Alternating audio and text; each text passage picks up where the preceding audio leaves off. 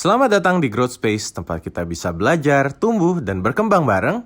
Bersama gue, Jonathan N.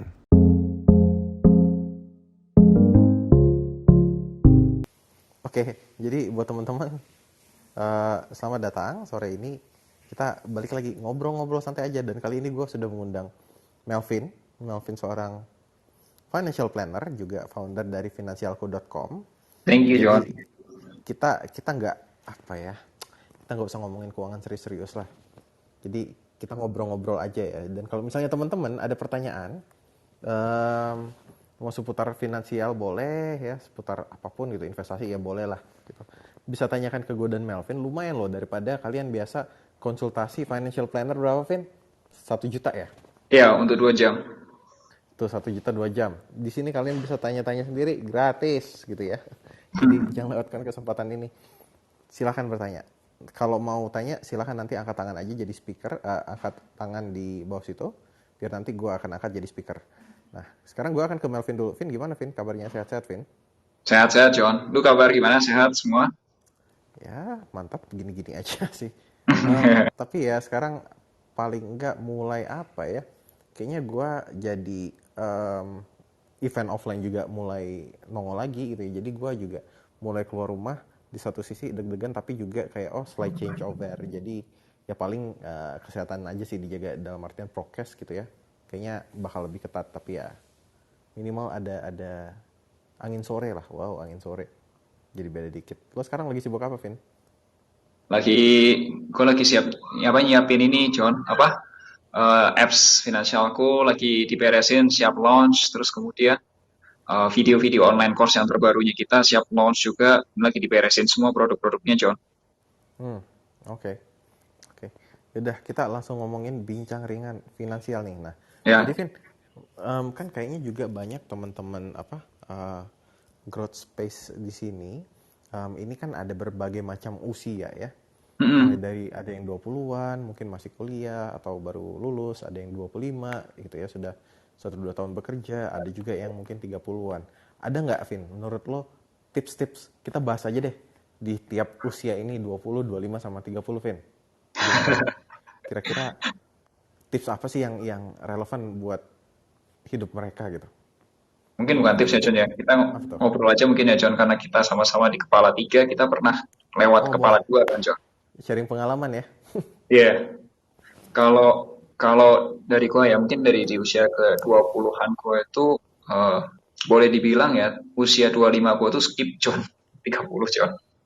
Skip gimana? Lo dari 20 tiba-tiba langsung 30 aja gitu?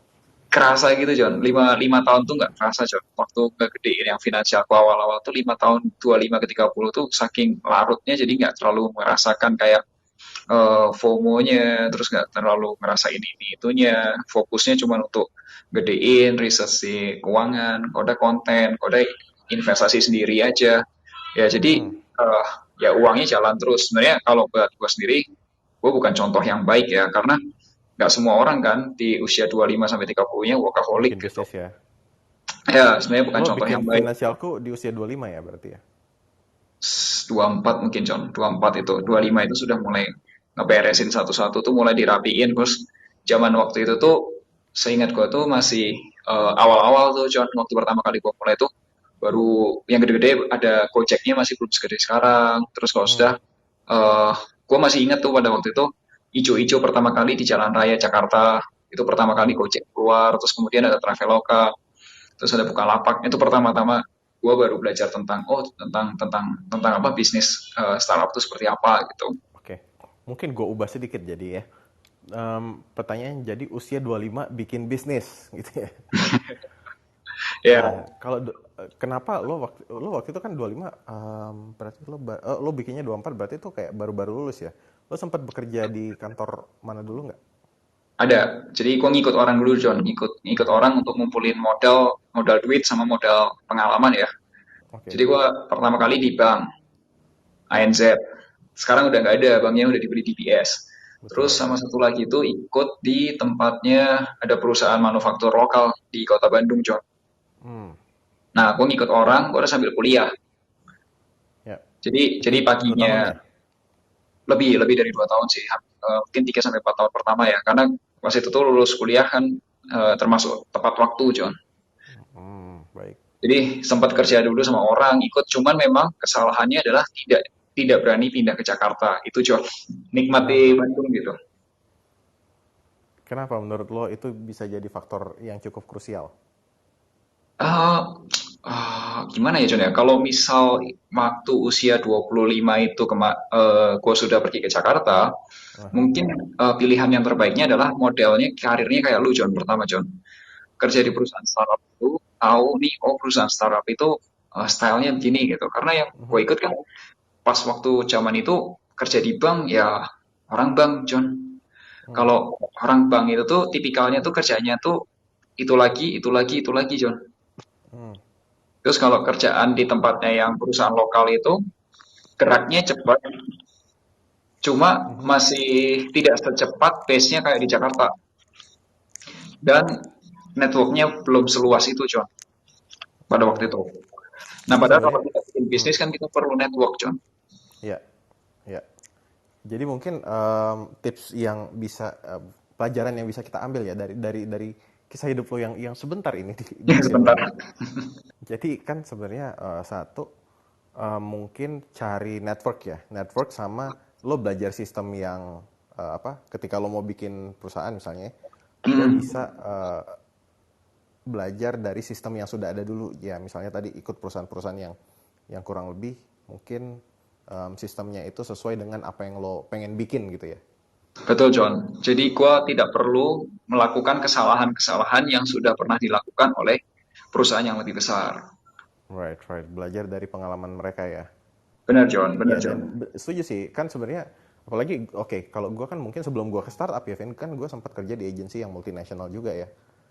Di mana di situ ya mereka udah ada sistem yang udah berjalan belasan tahun puluhan tahun gue tinggal ngikut aja gitu ya. Dan ketika di startup yang nggak ada sistem juga gue jadi oh oke. Di satu sisi pengalaman gue itu apa membantu gitu. Oh ini bisa gue lakukan begini begitu meskipun gue harus tetap adaptif gimana caranya biar lebih cepat gitu ya di kondisi yang serba agile gitu.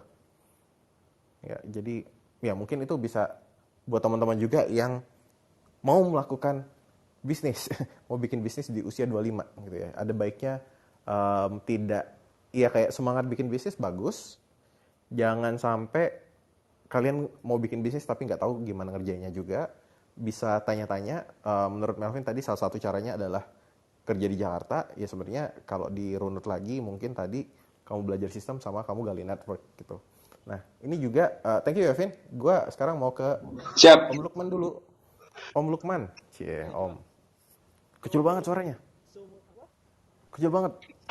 Like kecil banget. Salam kenal, Pak Lukman. Ini kedengeran gak sih? Clubhouse ini karena lihat lu aja. Vivo, ada bisa nggak suaranya lebih gede atau mulutnya dideketin ke mic atau pakai earphone? Oke, dengeran nggak? Nah, ini mendingan, mendingan. Oke. Mendingan. Nah, Bibo ini kan mungkin kalau gue sama Melvin kan udah 30 ya, gitu kan. Ya, Mungkin Bibo kan lebih senior gitu kalau nggak mau dibilang tua gitu kan. betul Em, betul. nah, Bibo dulu 25 ngapain Bibo? 25 tuh tahun berapa ya? Kalau Waduh, bentar bentar. 25 itu 98. Gue lagi happy-happy umur 25. kenapa tuh? Gue umur 28 itu pada saat tahun 98 itu gue setiap liburan ya gue pasti jalan-jalan gitu. Karena Ya, kan kebetulan gue umur 28 gue lagi ngambil S2, John. oke. Gue lagi ngambil S2 di Boston. Jadi ya namanya mas waktu Krismon John terus terang waktu Hmm, krisis ya zaman orde baru ke orde reformasi gue lebih banyak memang ngembangin network waktu itu karena kebetulan hmm, waktu gue kuliah di Boston itu banyak sekali anak-anak pejabat kemudian anak orang-orang penting di Indonesia yang kebetulan itu ada di kota yang sama dengan gue waktu itu right.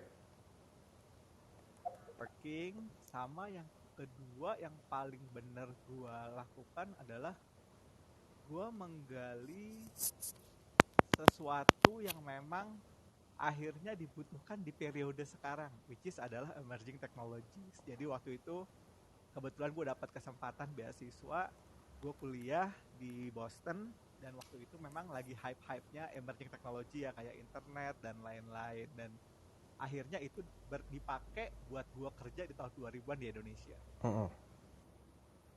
Oke. Nah terus kalau tadi kan dari Melvin sama Om Lukman juga salah satu kesamaan yang bisa dibilang apa ya, ada di tiap era nih kayaknya nih adalah building network ya. Iya. Nah aku mau tanya juga, menurut uh, Bibo dan juga Melvin, seberapa pengaruh sih network ini ke kondisi finansial kita nanti? Apakah akan berpengaruh sekarang atau di masa depan atau gimana? Hmm, gue percaya sih John, kalau silaturahmi itu buka pintu rezeki ya John. Gue percaya itu John. Hmm.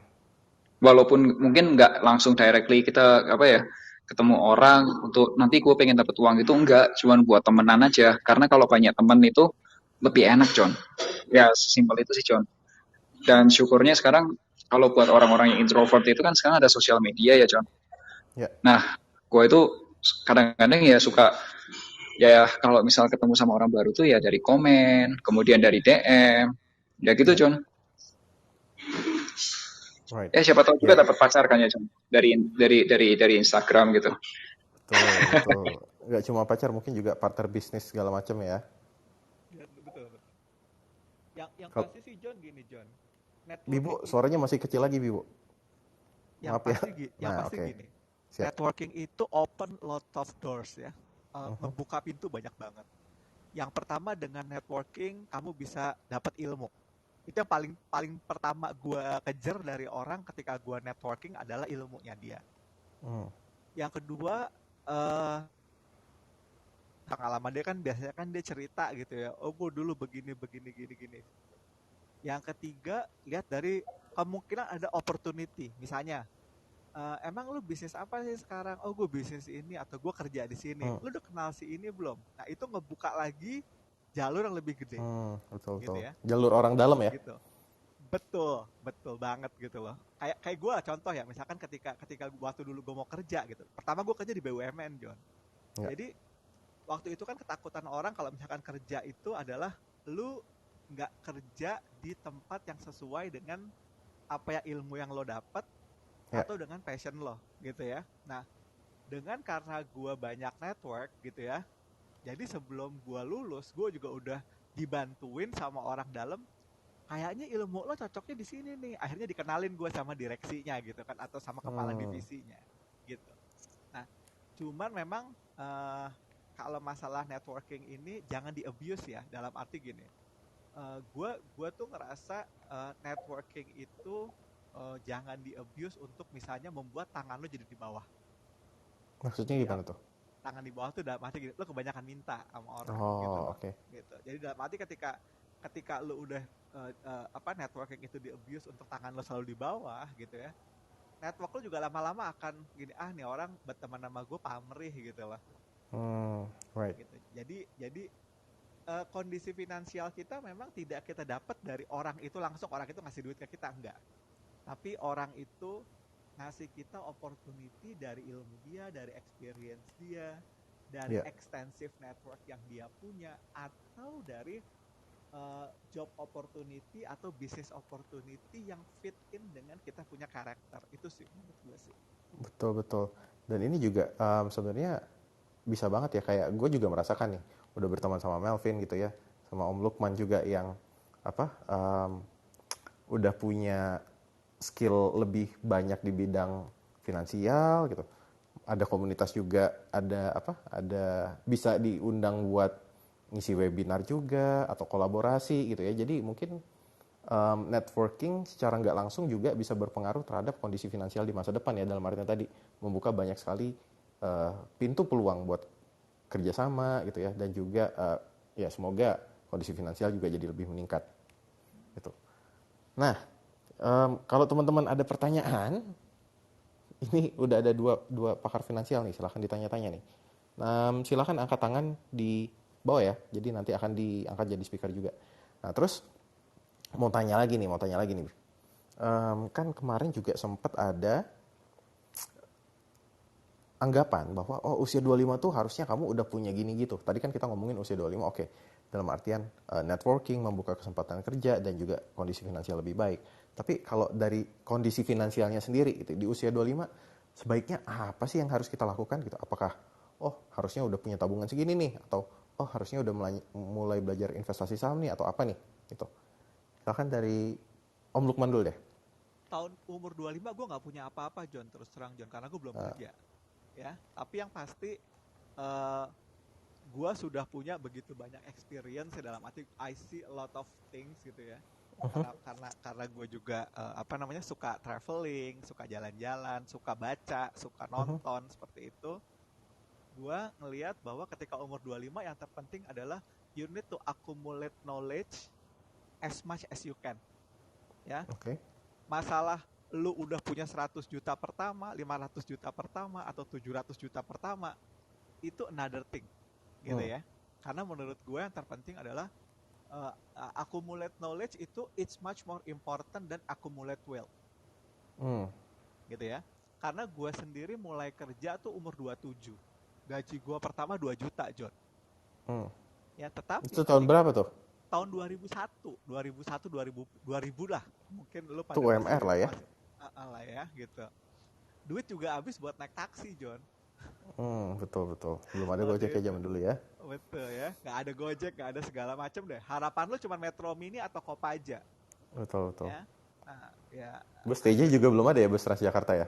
Belum ada, John, gitu. Jadi akhirnya menurut gue yang terpenting ketika usia lo di bawah 25 dan lo jangan berpikir tentang berapa banyak material yang udah lo accumulate, gak usah. Harusnya berapa banyak knowledge yang udah lo dapet sehingga lo bisa menjadi stepping stone untuk the next level of you. Nah, makanya ketika gue umur 25, gue accumulate begitu banyak knowledge. Karena gue udah punya cerita tentang pengalaman finansial, gue baca tentang mutual fund, gue baca tentang insurance, gue baca tentang macam-macam. Ketika gue mulai bekerja, gue tata, John, semua, John. Ya, gue beli rumah pertama umur 27, 2 waktu itu, John. 1 di kota wisata, 1 lagi apartemen waktu itu. Ya. Dari gaji gue yang kecil itu gue sisihin lah 30-40% untuk itu. Gue waktu itu langsung gue buka reksadana. Gue buka asuransi waktu itu di Lipo. Waktu itu Lipo masih punya asuransi ya, namanya AIG Lipo. Gue langsung buka gitu. Karena menurut gue apa? Dari ilmu yang gue dapat ketika gue punya duit, yang gue lakukan pertama adalah gue structured, gue punya financial goal gue. Ya, gue beli rumah, gue gak beli mobil dulu, gue beli rumah, gue beli reksadana, gue beli asuransi. Waktu itu gue belum main saham. Terus umur 28 gue udah mulai kenal saham. Ya, gue mulai belajar saham lah, beli saham segala macam. Nah dari situ akhirnya gulung aja. Jadi ketika umur gue 28, at least gue udah punya aset dalam bentuk rumah dan apartemen waktu itu yang udah gue beli dari Agung Sedayu Group sama BSD Group waktu itu. Oke, berarti yang paling penting itu accumulate knowledge ya, bukan wealth dulu ya, justru knowledge ya. Oke, dan juga nanti mungkin ya knowledge itu mungkin ada kaitannya dengan knowledge tentang wealth dalam artian pengaturan finansial ya kali ya. Betul. Right. Thank you Bibo buat sharing. Oke, Melvin, menurut lo gimana, Vin? Apa yang harus kita lakukan dulu di usia 25? Apakah kayak kita harus ngumpulin apa dulu, kita harus punya aset apa dulu, gimana, Vin?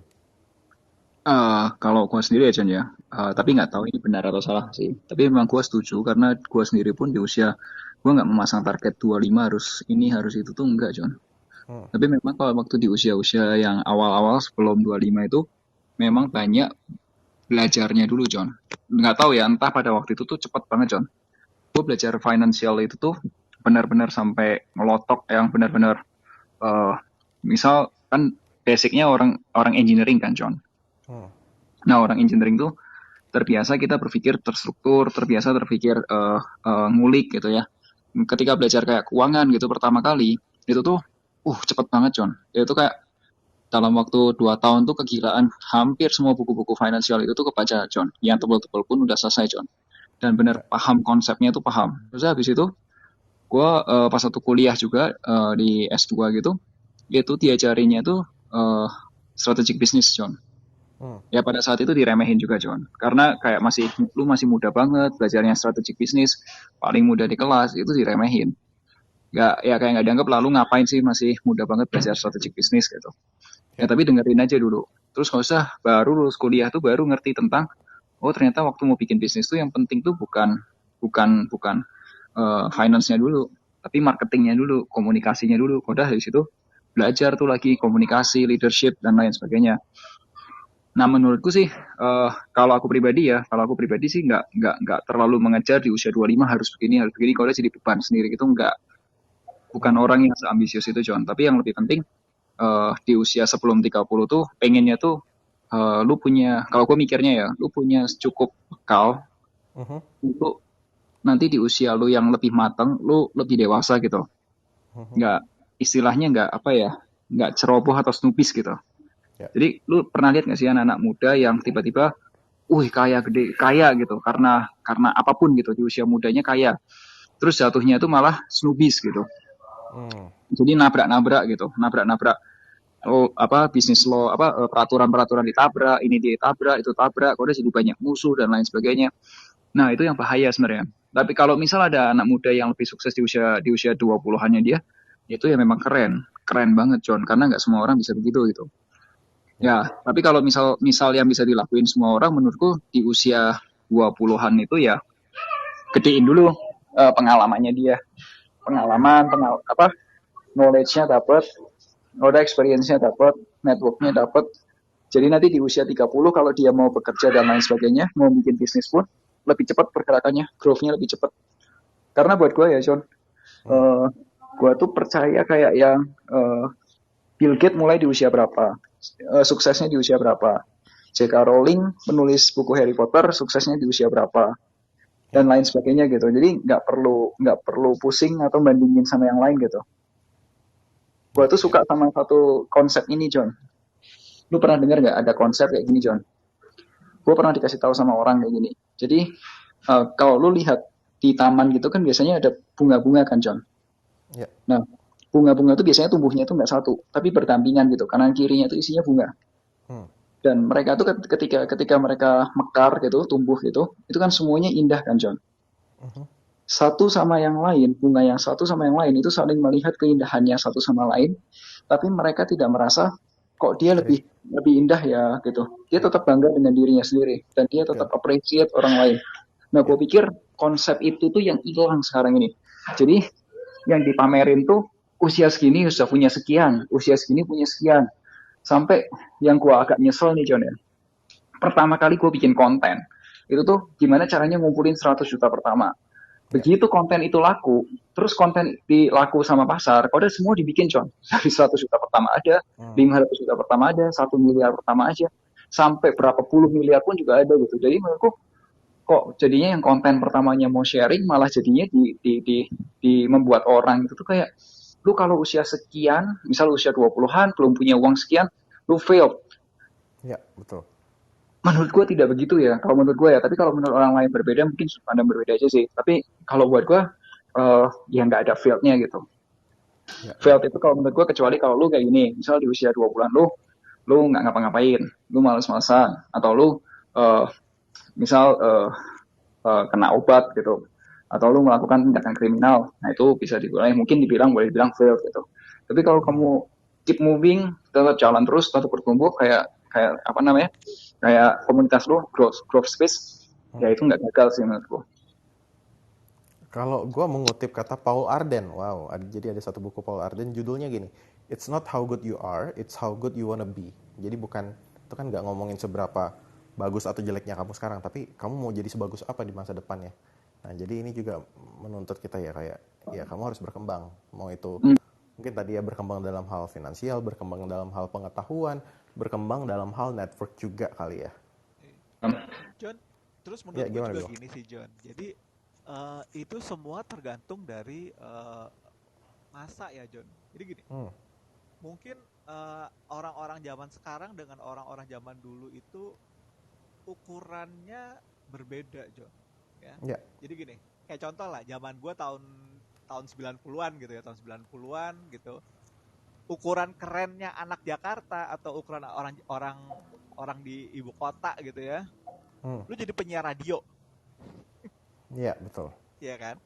Nah, ketika dunia udah mulai makin materialistik kayak sekarang, mungkin yang digembar-gemborin itu adalah masalah materi, Hmm, ya. Jadi lu baru bisa dibilang sukses di usia sekian kalau lu punya materi sekian. ya. Atau misalnya zaman dulu ketika orang really appreciate yang namanya good education gitu ya, lu akan di-appreciate ketika lu misalnya umur sekian lu bisa lulus dengan nilai gemilang.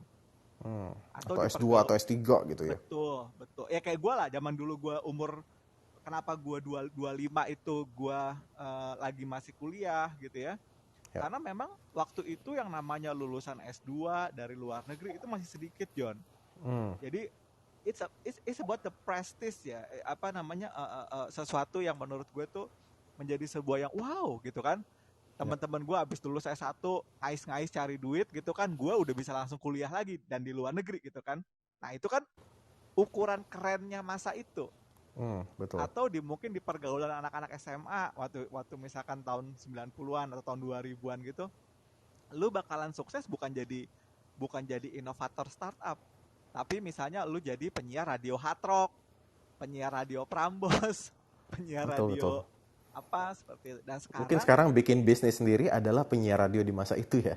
betul. Dengan lo jadi entrepreneur lo keren gitu. Atau lu jadi selebgram sekarang, jadi tiktokers itu jadi sesuatu yang achievement yang bisa dianggap di masa sekarang ini apa ya, diagungkan gitu loh. Dan kita nggak tahu dalam 5 tahun mendatang mungkin yang akan diagungkan orang adalah ketika lu mungkin udah jadi sosok yang sangat religius, kita nggak tahu juga gitu loh. Ya. Makanya sebenarnya sih kayak begini sih depends on timing juga sih ya, depends on timing, depends on persepsi dari masyarakat tentang bagaimana ukuran sukses seseorang di masa itu sih menurut gue sih.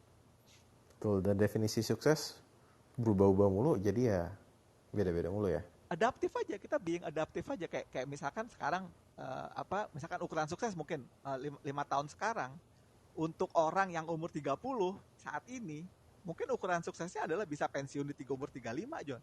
Ya. Betul. Kita Bisa tahu, jadi. kan? Bisa jadi gitu.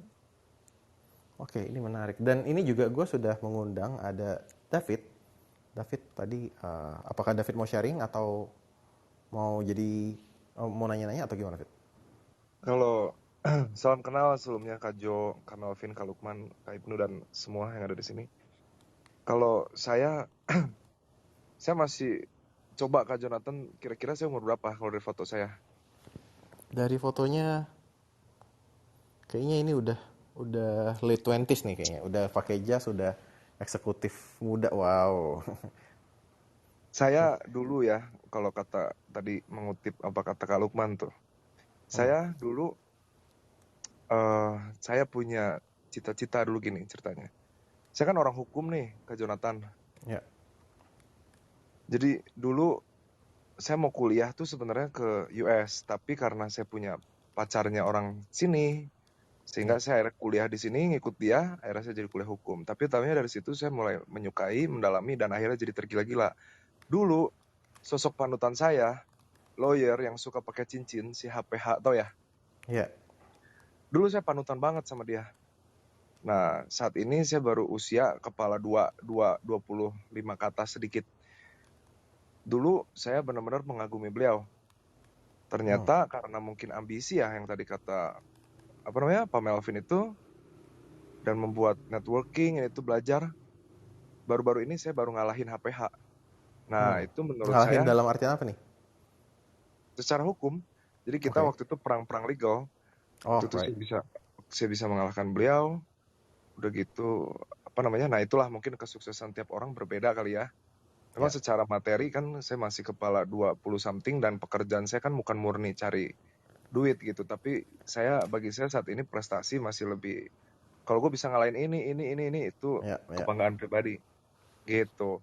Jadi kalau anak-anak muda zaman sekarang nih, ya memang nggak tahu ya, anak muda zaman sekarang mungkin definisi kesuksesannya tuh ya jadi beda, tapi di bidangnya masing-masing. Tapi menurut saya kalau tadi dibilang, boleh nggak sedikit saya kontra supaya ada discuss?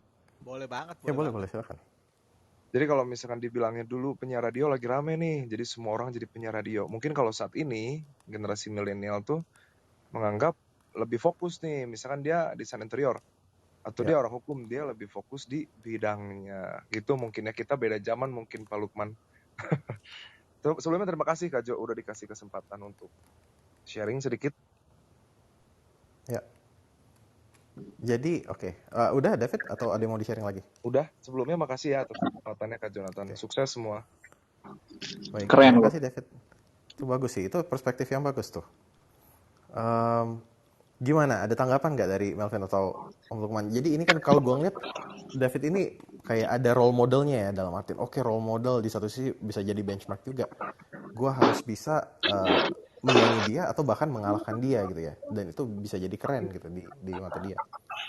Iya, Gimana? keren John. Kalau menurut gue sih punya cita-cita, kalau cita-citanya ke achieve itu keren ya. Kalau misal David tadi kan cita-citanya pengen pengen apa? Ya kalau bisa pengen seperti lawyer terkenalnya itu. Nah, Hmm. ternyata ada kesempatan di satu apa namanya di satu case pada dia harus berhadapan sama yang hebatnya itu dan dia menang. Ya itu keren juga. Ya mungkin itu juga benar John. Jadi kalau kalau mungkin itu jawaban yang gue cari ya biasa ya. Karena gue juga mikirnya usia berapapun tuh ya yang penting tujuannya mau apa. Kalau kayak gue kan pengennya bikin bikin aplikasi atau bikin bikin startup yang pertama memang memang bantu bantu solve masalah utama banyak orang yaitu tentang keuangan gimana itu solve. Kedua bisa bisa bahagiain juga investor sama karyawan. Ya kalau sudah Ya, habisnya ya udah buat happy happy gitu, bukan masalah melulu duit gitu. ya, Benar juga tuh David. Iya. betul betul. Jadi karena apa namanya?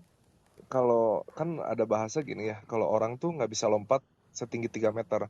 Tapi kalau dia keadaan terdesak dikejar anjing tuh dia bisa, artinya orang tuh bisa melampaui batas maksimal dalam pikirannya ketika di dalam keadaan yang terdesak Ya, dulu. Nah, yang untuk membuat anak muda ini bisa melampaui kemampuan aslinya gitu, dia bisa jadi maksimal.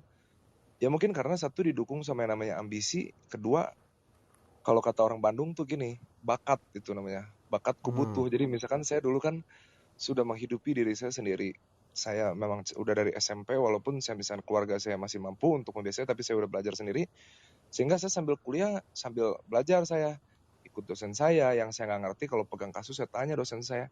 Hingga akhirnya terbentuklah hari ini. Mungkin kalau saya rasa zaman generasi XYZ ini, generasi milenial ini nih, yang mungkin kalau saya lihat, walaupun nggak ada tolak ukurnya ya, tapi paling ambisius. Betul nggak sih Kak Jonathan? bisa jadi, bisa jadi. Mungkin ini pengaruh sosial media juga ya, karena kan kita melihat sosial media adalah em, momen di mana, bukan momen di mana, banyak dari kita yang posting pencapaian kita di situ. Dan mungkin itu di satu sisi jadi bikin orang lain jadi iri, atau mungkin orang lain jadi terpengaruh in a way. Mereka juga pengen melakukan itu juga. Bukan sosial medianya John. Jadi, Kalau menurut gua gara-gara apa orang tuh? tuanya itu dari awal tuh lu kebayang nggak sih zaman sekarang tuh orang tua itu tuh pengen anaknya nomor satu terus gitu. Dari Right, awal right, itu right. udah di push gitu padahal ya mereka masih kecil biarin aja gitu tapi ternyata sama orang tuanya itu di push terus jadi ya ambisius gitu John. Betul, betul. Ini mungkin gue pernah ngobrol dengan ada teman gue yang dia juga seorang ibu ya. Jadi waktu itu dia bagi raport, anaknya sudah SD gitu ya, di sekolah internasional bagi raport gitu kan. Dan gue bertanya gitu, memang kalau di sekolah internasional gitu penilaiannya gimana sih? Nah kebetulan sekolah dia ini, gue lupa sekolahnya apa, dia itu nggak ada sistem ranking. Gitu. Kalau biasa kan kita, kalau gue dulu ya, gue tuh ada ranking, oke, siapa yang nilainya paling gede, ranking 1, ranking 2, dan seterusnya, sampai ranking 40 gitu. Jadi kita terbiasa kayak dibandingin dan harus jadi yang paling bagus gitu.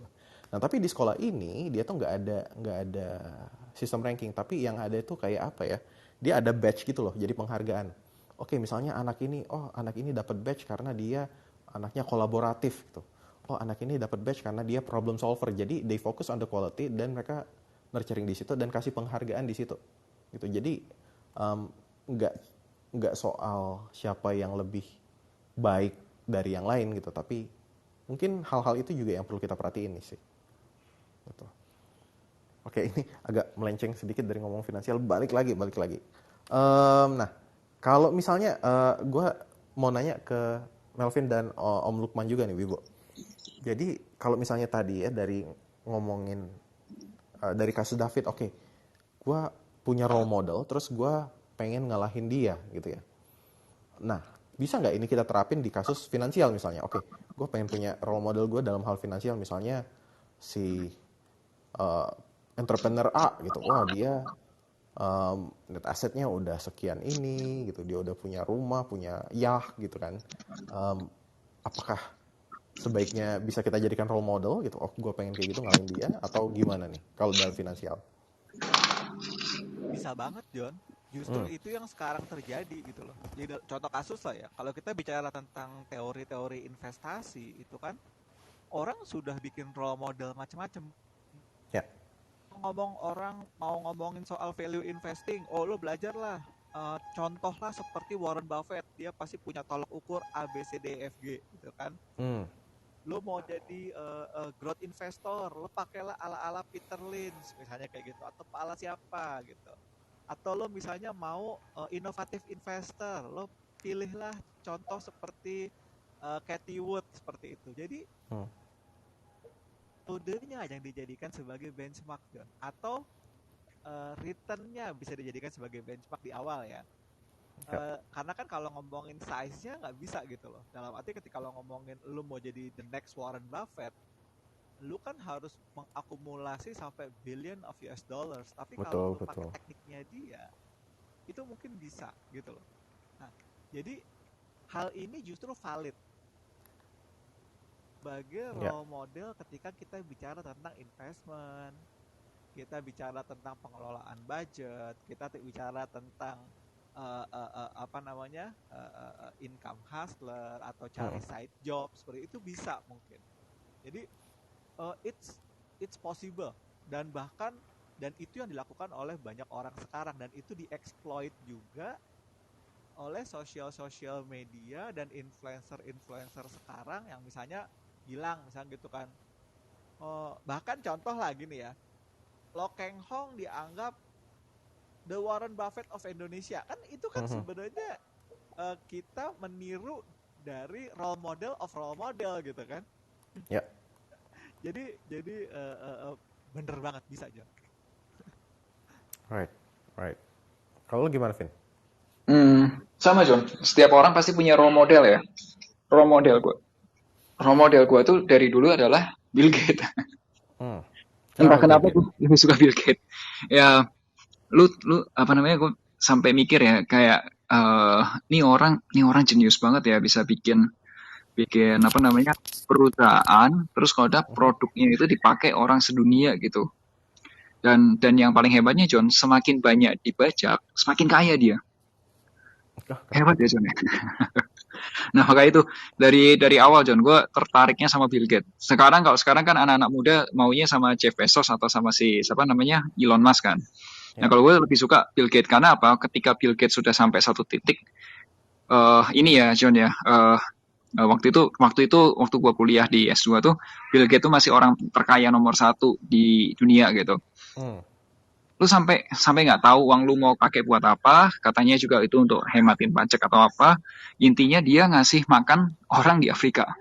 Ya, yang dia bikin foundation sendiri ya. Ya, Gates Foundation kan. Ya, makanya edan ya bisnisnya dia bisa solve problem yang benar-benar dibutuhin semua orang. Sampai pertama kali tahu Bill Gates itu tuh gara-gara ini John, waktu SD pertama kali pegang komputer, kau udah kutanya, ini tuh punyanya siapa yang bikin? Aku tanya, kau udah dikasih tahu ini namanya yang punya Bill Gates gitu, Windows 95 waktu itu. Nah, kau udah, oke, gila ya, sehebat itu gitu. Pengen dong kayak Bill Gates gitu. Ya makanya caranya tuh, makanya aku ngikutin model style Bill Gates. Nah, style Bill Gates itu bukan orang yang model pamer, John. Kalau lihat dia orang kaya nomor 1 dunia, tapi dia bukan yang model pamer ini, udah pamer itu, pamer ini, pamer itu. Tapi dia itu tipikal yang kayak apa ya? Correct me if I'm wrong ya. Kalau dia itu tipikal yang silent killer gitu, yang diam-diam ngeluarin apa, diam-diam ngeluarin apa, diam-diam ngeluarin apa, terus udah banyak belajar dari Bill Gates aja. Gitu. Ya, Pasti punya role model ya setiap orang ya. baik. Dan ya mungkin juga bisa jadi masukan ya buat teman-teman gitu. Jadi role model kan di satu sisi bisa jadi benchmark. Oke, gue harus berkembang nih, tapi berkembang seperti apa gitu. Nah, kalau kalian punya role model, diharapkan kan kayak jadi lebih semangat gitu loh. Oh, dia bisa gini, gue harus bisa kayak gitu juga. Ya meskipun tadi juga kayak kata Bibo gitu, kita harus cari apa ya, misalnya kita mau investment, mengidolakan Warren Buffett gitu. Ya mungkin nggak harus, gue harus punya sekian ratus juta dolar kayak Warren Buffett, tapi mungkin ketika investasinya misalnya Warren Buffett, dia bisa growth-nya 50%, oke gue harus bisa lebih besar dari dia. Jadi kita coba lebih bikin jadi goals yang lebih relevan lah buat kita juga. Nah, gue juga masih mau mengajak teman-teman, ini kalau ada yang mau sharing atau mau bertanya silahkan raise hand. Nanti gue akan angkat ke atas buat ngobrol sama pembicara kita. Gitu. Gue akan ke Ibnu. Bibo mau ngomong? Satu John, mungkin Apa? metode lain yang bisa Bibo, dipakai. suaranya kecil lagi, Bibo. Halo. Ya. Mungkin satu metode lagi yang bisa dipakai tuh menurut gue leveling up, John. Jadi dalam arti gini, kan kayak kita ngomongin ini ya, kayak kita ngomongin atlet ya. Atlet itu kan pertama dia sukses di level daerah, kemudian dia sukses di level nasional, kemudian dia ikut SEA Games, Asian Games, Olimpiade, itu kan pencapaian gitu loh. Jadi betul. Ketika kita ngelihat financial kita punya gitu ya, dalam arti oke lah kita pencapaian financial kita itu at least saat ini sudah mencapai level tertentu. Level tertentu misalkan tadi level daerah, kemudian level nasional, nah itu bisa dijadikan sebagai milestone. Jadi kita akhirnya bisa cheering, John, bisa merasa bahwa yes, gue bisa, dan yes, gue berhasil gitu loh. Ketimbang lu terlalu taruh di awang-awang yang akhirnya nggak attainable. Right. Gitu. Kayak tadi ya, misalnya tadi ya, aku punya role model sekian, seseorang, kemudian I'm going to dan saya berhasil mengalahkan beliau gitu ya. Nah, mungkin akan susah juga kan misalkan ketemu dia dalam sebuah momen tertentu gitu. Dalam artinya kayak kamu bertanding misalkan, gue harus bisa ngalahin Usain Bolt. Ya. Tapi ketika gue misalkan bertanding di level Porda, ini siapa yang dijagoin di sini nih sekarang nih? Oh si B, gue harus bisa ngalahin dia dulu. Maju ke level berikutnya, siapa yang juara di sini? Oh si ini, gue bisa ngalahin dia dulu. Nah, itu membuat kita tetap stay kompetitif sambil kita berusaha untuk tetap mencari target kedepannya apa lagi. Ketimbang lu misalnya terlalu lu nggak ngelihat di level playfield lo sekarang, lu sebenarnya udah bisa bersaing nggak sih sama yang di levelan lu kayak gitu? Ya. Jadi goalsnya itu kita bagi lagi ya, kita pecah jadi selangkah demi selangkah ya. Betul, John. Menurut gue sih itu membuat lu tetap sane ya, tetap waras ya. Kak, boleh nambahin dikit, Kak? Boleh. Silakan. Saya benar-benar setuju banget sama omongan Kak Lukman. Betul itu. Jadi kalau saya nih dalam perjalanan hidup saya dan banyak orang yang saya tahu nih, kita jangan mikirin orang lain gitu, kita fokus aja sama diri kita. Nanti ternyata kita nggak kerasa kok selangkah demi selangkah nanti kita bisa ninggalin orang-orang seusia kita gitu. Kadang-kadang kita kan terlalu compare nih, dia udah punya apa, itu habis waktunya begitu. Daripada begitu mending lu kerja aja udah, cari duit. Saya mau nanya nih satu sama Kak Jonathan nih, kalau Kak Jonathan percaya nggak sama yang namanya hoki? Bisa jadi percaya. Kenapa tuh? Nggak, pertanyaan saya percaya apa enggak gitu, Kak? Percaya. Hoki luck kan sebenarnya. Kalau sahamnya sih saya nggak percaya. Kalau apa? Kalau sahamnya LOCK sih saya nggak percaya, tapi luck saya percaya. Nggak Kalau internal. Sunton gimana? Saya kemarin habis hampir 1,5 miliar situ. Waduh, ya udah belajar dari pengalaman ya. Saya Bill Gates, saya milenial ya. Saya bukan pengagum Jeff Bezos sama Elon Musk, saya pengagum Bill Gates juga sama Kak Lukman.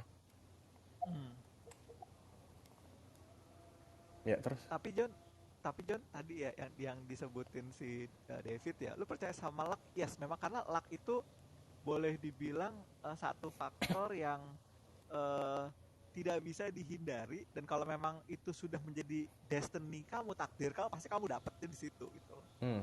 Kalau gue sih lebih ngelihat faktor luck hoki itu sebagai itu takdir gitu loh. Dan gue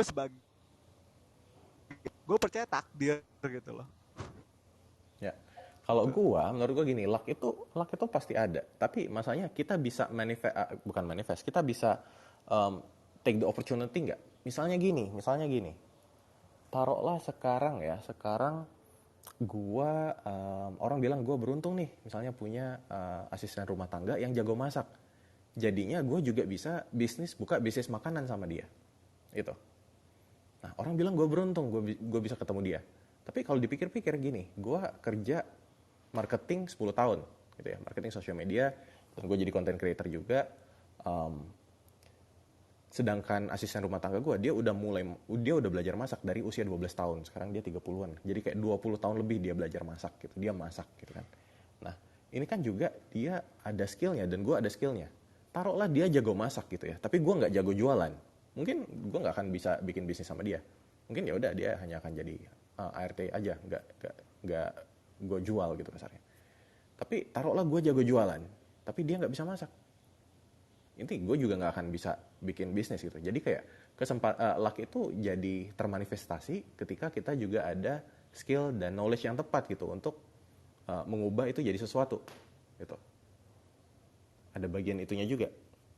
Jadi mungkin mungkin ada orang-orang yang sebenarnya ada banyak kesempatan ya, ada banyak keberuntungan nongol depan mata dia, tapi dia nggak bisa ngelihat itu sebagai peluang, sebagai luck atau hoki yang bisa gue ambil nih, gitu.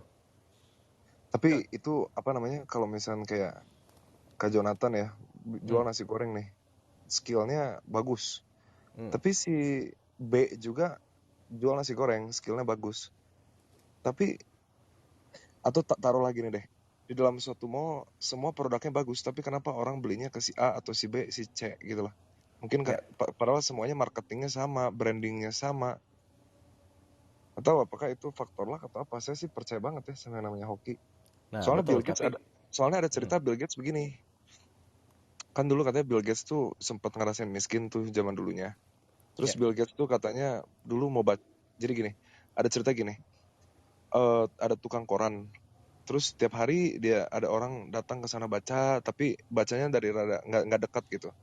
Jadi ikut baca gitu kan, tiap hari gitu. Akhirnya dikasih sama si tukang korannya, dikasih. Terus tiap hari dikasih. Udah gitu suatu hari si orang itu balik. Bapak tahu nggak saya siapa? Tahu lah. Siapa? Bill Gates katanya. Bapak tahu sekarang saya jadi orang terkaya? Tahu. Ternyata di zaman waktu Bill Gates masih susah pun katanya dia banyak bersedekah katanya. Ini nggak tahu ya, omongan saya tuh sebenarnya nggak logis. Tapi katanya banyak bersedekah dia tuh. Makanya itulah yang membuat dia menjadi maju. Karena Bill Gates pernah ngomong gini, banyak orang yang lebih pintar dari saya, tapi saya lebih kaya dari mereka karena di saat ini saya miskin, tapi saya masih bisa bersedekah. Nggak tahu ya, omongan saya ini logis nggak? Pemikir itu soalnya saya ngutip, saya pernah baca itu, saya lupa di mana beritanya, tapi saya ingat gitu. Nggak tahu bagi pengusaha-pengusaha seperti Kak Jonathan yang udah sukses, apakah omongan itu masuk nggak ke dalam nalar bisnis gitu loh? Ini oke. Mungkin menurut gue hal yang berbeda ya, gini, bersedekah menurut gue itu di satu sisi membantu kita mempunyai mindset kaya. Kenapa? Karena ya kita jadi gini, ketika kita memberikan gitu ya, di satu sisi kita jadi merasa nggak mikirin cuma kita doang, satu. Kedua, dari sisi uang yang ada itu pasti akan selalu bisa dikasih ke orang lain gitu. Jadi kita nggak mikirin diri sendiri, kita jadinya nggak sudah bisa lebih puas dengan aset yang kita punya gitu, sehingga kita juga merasa kaya. Taruhlah misalnya oke, gue punya 1 juta gitu, tapi 1 juta ini masih bisa gue bagi orang misalnya 10% atau 10.000, 20.000 gitu ya, masih bisa gue bagi orang nih. Nah itu kan sebenarnya mindsetnya beda dengan gue 1 juta gue nggak cukup nih, ngapain sih gue bagi-bagi orang gitu. Jadi ya udahlah, mending gue simpen sendiri karena menurut gue 1 juta ini masih belum cukup. Nah jadi mungkin lebih ke kaitannya ada ke bagian ketenangan diri gitu. Jadi lo nggak cuma mikirin materi doang, tapi lo mikirin satu hal yang lebih penting, yaitu orang lain gitu. Gitu loh. Itu menurut gue itu masalah mindset. Tapi nggak tahu deh, apakah itu mungkin bisa jadi karena lo rajin bersedekah, di satu sisi lo jadi didoakan orang gitu ya. Sehingga orang orang juga jadi lebih terbuka sama lo, jadi lebih membantu lo gitu. Bisa jadi seperti itu juga.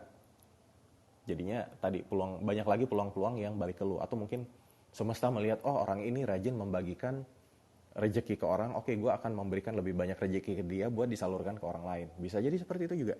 Gitu. Gimana menurut Melvin sama Om Lukman nih? John, gue nggak mau ngomongin soal sedekah ya, karena sedekah itu nanti urusan Ustadz Yusuf Mansur deh, temen gue.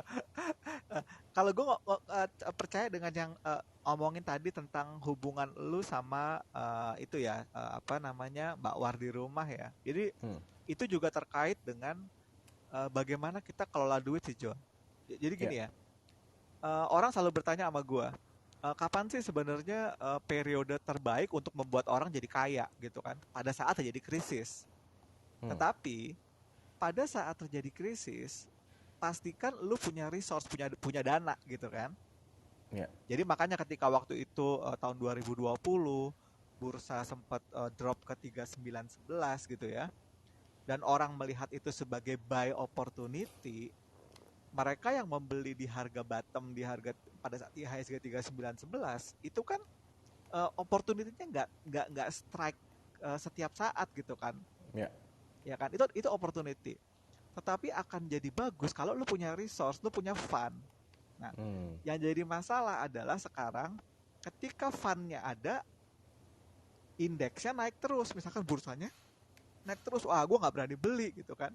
Tapi ketika pas lagi bursanya lagi anjlok, kemudian rebound gitu ya, lu nggak berani beli gitu kan. Terus atau misalnya lu nggak punya dana, nah itu kan jadi problem.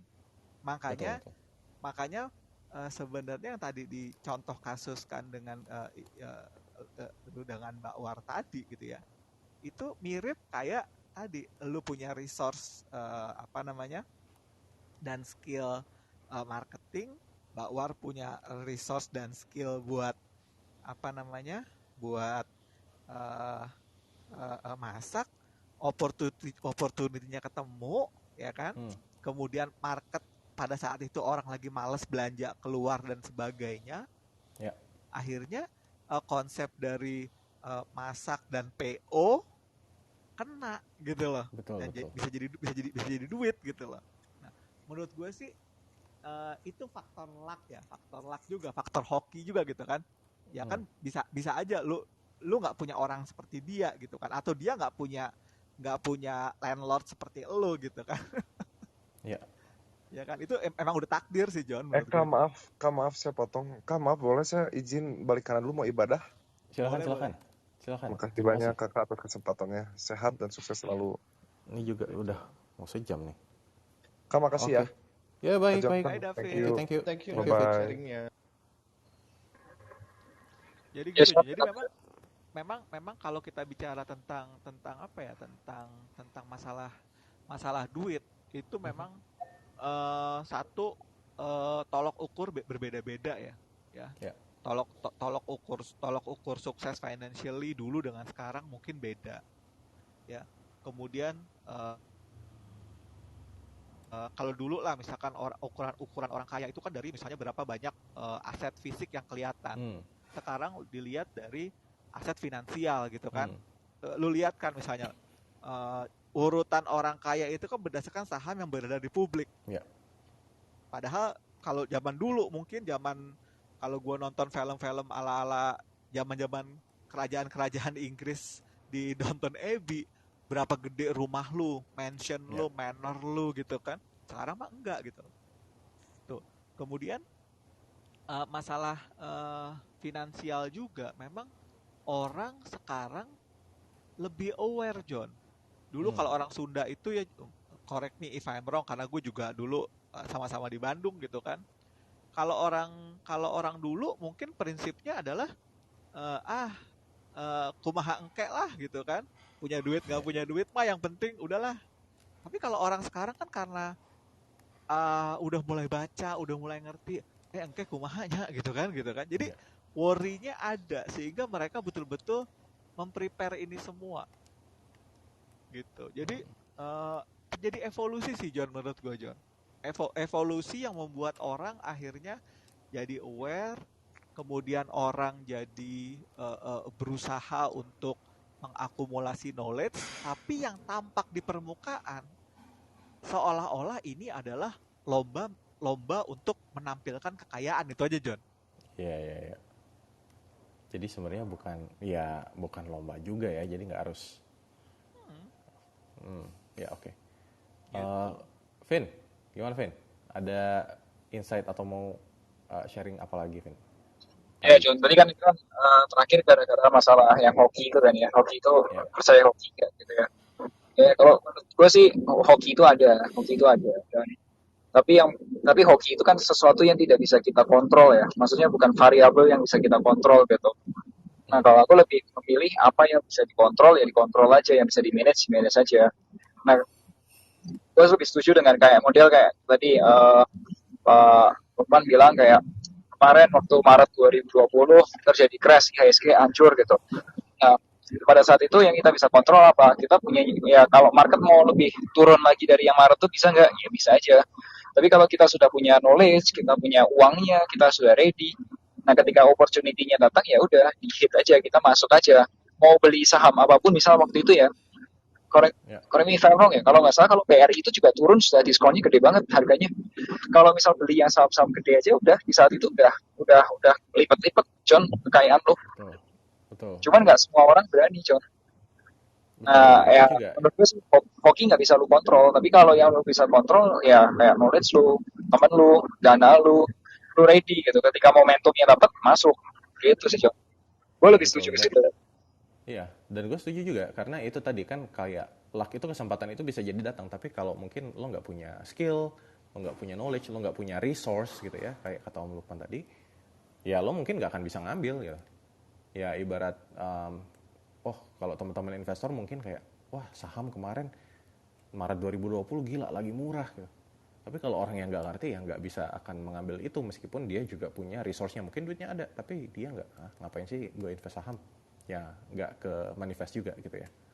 Oke, mungkin itu aja kali ya. Jadi dari kita ngobrol-ngobrol, udah mau sejam nih dan kayaknya obrolan dari tadi dari Bibo, Lukman gitu ya, sama Melvin gitu cukup mencerahkan. Nah, jadi buat teman-teman, tar dulu. Ini Oke.